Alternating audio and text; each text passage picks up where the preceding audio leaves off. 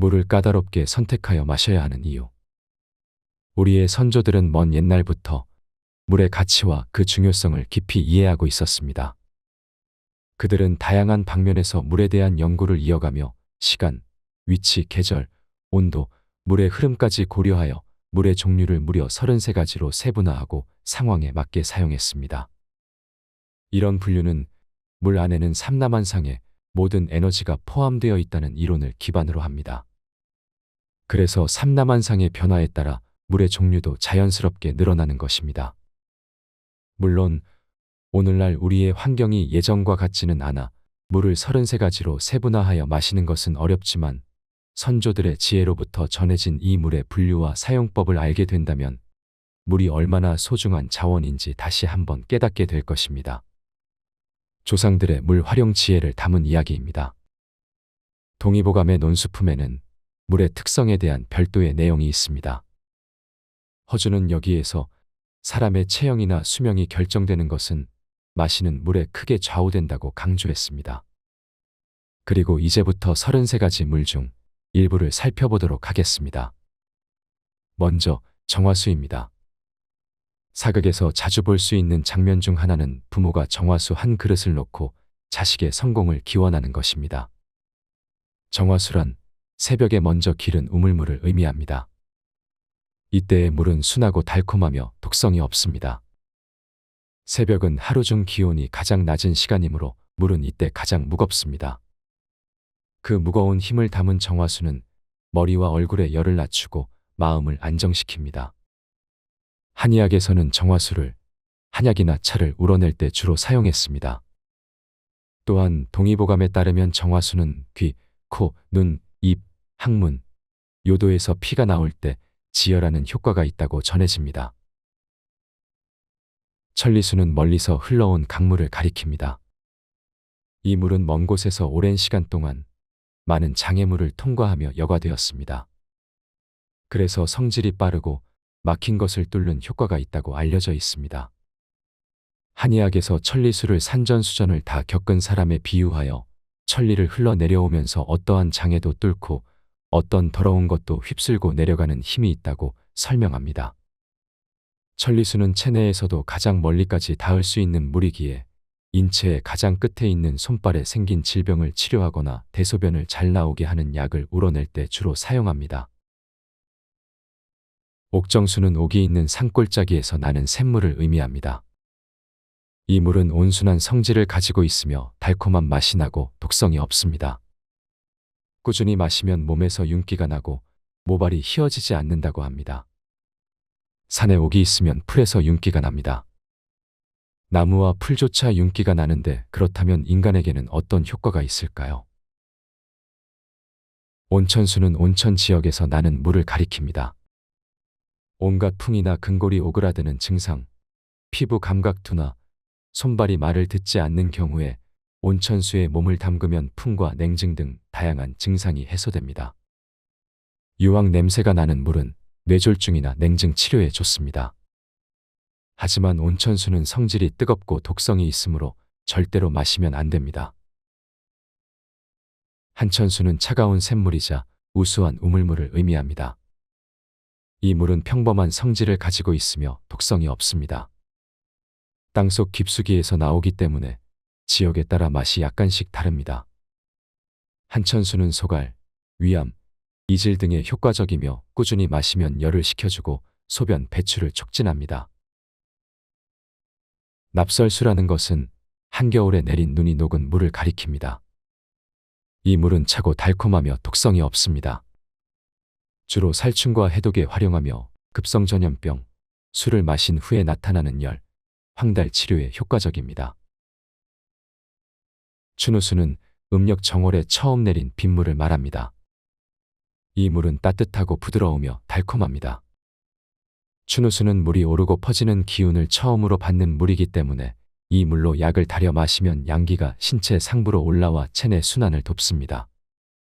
추누수는 봄 기운을 가지고 있어 춘곤증을 치료하고 봄에 위장 기능이 약해져 소화가 잘 안 되는 증상을 치료합니다. 또한 불임증 치료에도 유용합니다. 추로스는 가을 아침 해가 뜨기 전에 받은 이슬물을 의미합니다. 이 물은 따뜻하고 부드러우며 달콤합니다. 가을 이슬은 가라앉고 수렴하는 에너지를 가지고 있어서 정신을 안정시킵니다. 또한 당뇨병을 치료하고 몸을 가볍게 만듭니다. 반천하수는 대나무 끝이나 나무 구멍에 고인 빗물을 말합니다. 이 물은 평범한 성질을 가지고 있으며 약간 차고 달콤하며 독성이 없습니다. 귀신이 들린 병이나 헛소리하는 병을 치료한다는 기록으로 미루어 보아 두뇌 작용과 관련이 있는 것으로 추측됩니다. 하늘에서 내려왔지만 아직 땅에 닿지 않은 물이라 청결한 기운을 가지고 있어 환약, 단약, 선약을 만들 때 사용합니다. 벽해수는 깊고 푸른 바닷물을 가리킵니다. 이 물은 약간 따뜻하며 짠맛이 나고 독성이 약간 있습니다.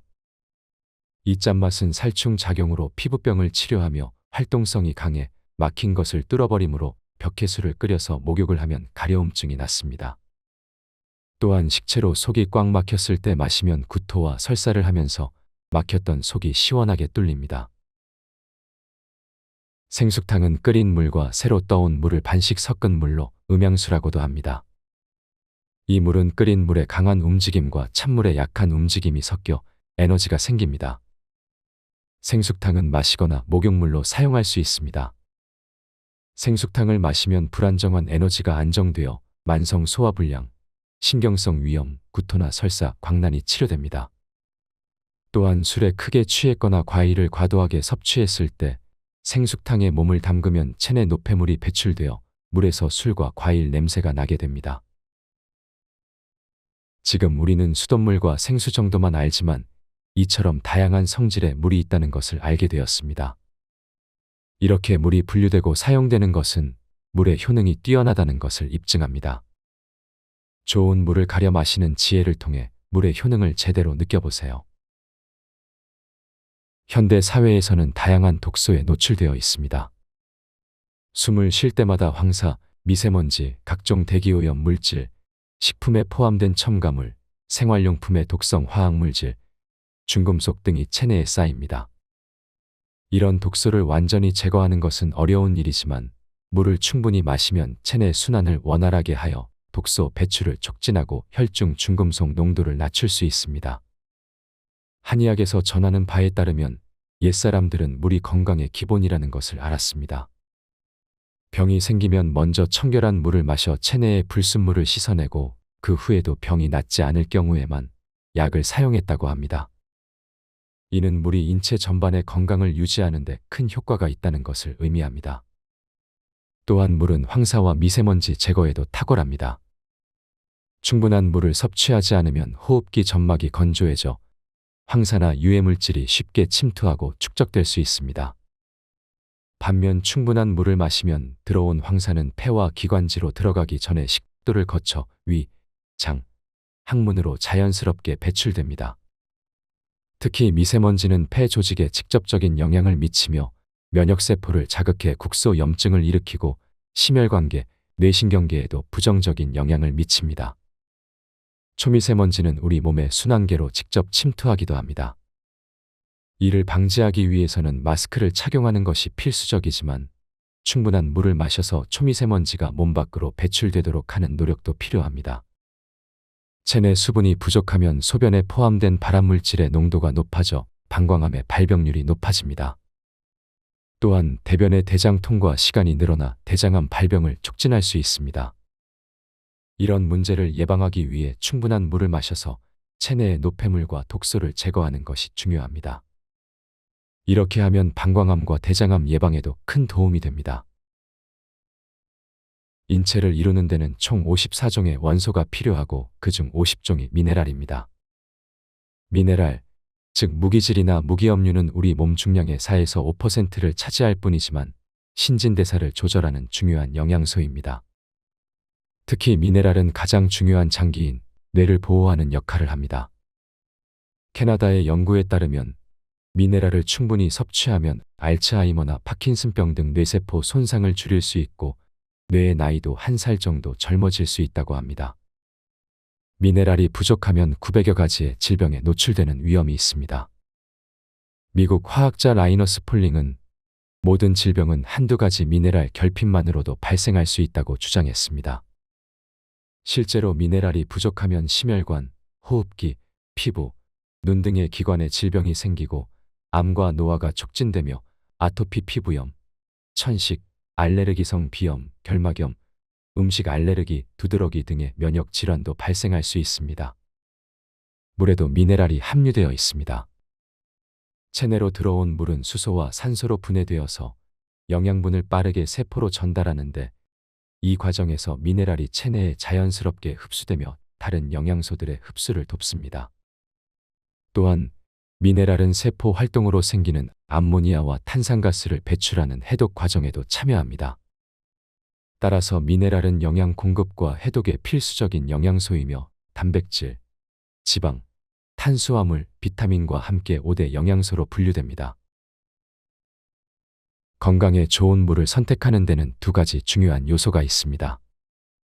하나는 물의 pH값, 즉 산성도이고 다른 하나는 물에 미네랄이 함유되어 있는지입니다.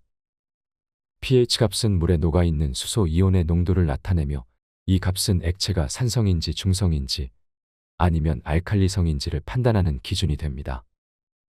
순수한 물의 경우 섭씨 25도에서의 pH값은 7로 이는 중성을 나타냅니다. pH값이 7보다 낮으면 산성이며 7보다 높으면 알칼리성입니다. 그러면 이 pH값에 따라 물을 분류하면 다음과 같습니다.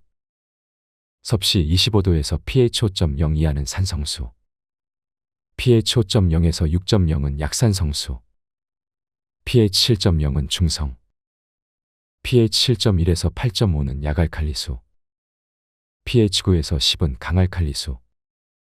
이 중에서 우리 몸에 가장 좋은 것은 pH 7.1에서 8.5의 약알칼리수입니다. 이는 우리 세포와 혈액이 pH 7.4의 약알칼리성을 띠기 때문에 약알칼리수를 섭취하면 몸의 균형을 유지할 수 있습니다. 또한 음식의 소화와 흡수에도 약알칼리수가 가장 적합합니다.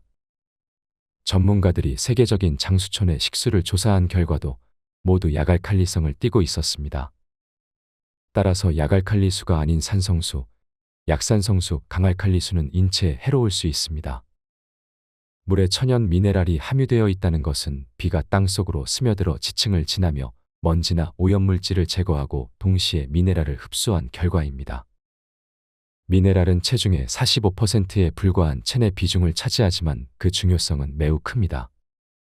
물에 녹아있는 소량의 미네랄은 인체에 큰 이익을 가져다 주기 때문에 미네랄 함량은 건강한 물을 판별하는 기준이 됩니다. 그렇다면 얼마나 많은 미네랄이 함유되어야 건강한 물일까요? 한국수자원공사의 기준에 따르면 1리터당 약 100mg의 미네랄이 함유되어야 합니다. 그러나 모든 물이 건강에 좋은 것은 아닙니다. 또한 물이 깨끗해 보인다고 해서 반드시 건강한 물이라고 단정할 수는 없습니다.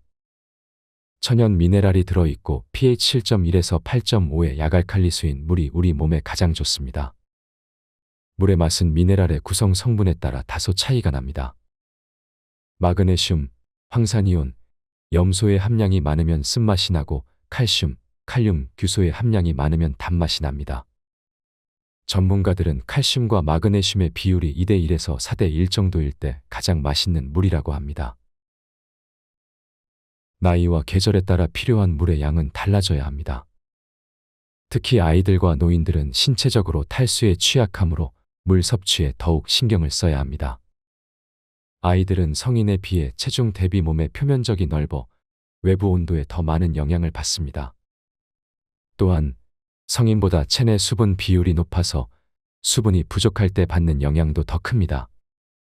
수분이 5% 정도 부족하면 성인은 갈증을 느끼고 숨이 가빠지지만 아이들은 심한 현기증을 바로 느낍니다. 따라서 야외 활동을 할 때 아이들에게는 물을 자주 마시게 하고 쉬게 해야 합니다. 노인들은 노화와 함께 수분이 많았던 근육이 체지방으로 바뀌며 체내 수분 비율이 현격히 감소합니다. 60대에 이르면 체내 수분 비율이 45%까지 줄어든다고 알려져 있습니다. 복용하는 약물이나 질병의 영향, 소화 기능의 약화로 음식 섭취량이 줄어들면서 세포 내 수분량도 줄어듭니다. 체내 수분이 부족하면 노인들은 견디기 힘든 증상을 겪게 됩니다. 노인들에게는 갈증을 잘 느끼지 못하는 경우가 많습니다. 뇌에는 갈증 중추가 있는데 노인들은 이 부분이 둔화되어 24시간 동안 물을 마시지 않아도 갈증을 느끼지 못한다고 합니다. 요실금이 있는 노인들은 일부러 물을 적게 마시려는 경향이 있지만 충분히 마셔야 합니다. 물을 적게 마시면 소변의 농도가 짙어져 방광에 부담을 주고 요실금 증상을 악화시킬 수 있습니다. 따라서 아이들과 노인들은 꾸준히 물을 섭취하며 체내 수분 상태를 주의 깊게 관찰해야 합니다. 어느 계절이나 물 섭취는 중요하지만 폭염이 내리쬐는 여름에는 탈진이나 열사병을 예방하기 위해 더욱 많은 물을 마셔야 합니다. 하지만 겨울에도 탈수는 얼마든지 발생할 수 있습니다.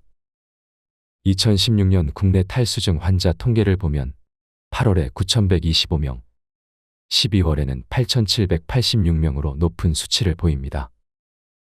겨울에는 기온과 습도가 낮아 갈증을 적게 느끼지만 그럼에도 우리 몸에서 빠져나가는 수분이 줄어들지는 않습니다. 겨울철 탈수증은 천천히 진행되어 크게 눈에 띄는 증상이 나타나기보다는 약간의 기운 저하나 손에 살짝 쥐가 나는 정도의 증상을 보입니다. 이런 증상을 가볍게 여기고 넘기면 증상이 만성화될 수 있습니다. 따라서 여름에는 땀을 많이 흘리니까 물을 많이 마셔야 한다는 고정관념에 빠져 겨울철에 물 섭취를 소홀히 해서는 안 됩니다. 모든 계절에 걸쳐 충분한 물 섭취는 중요합니다.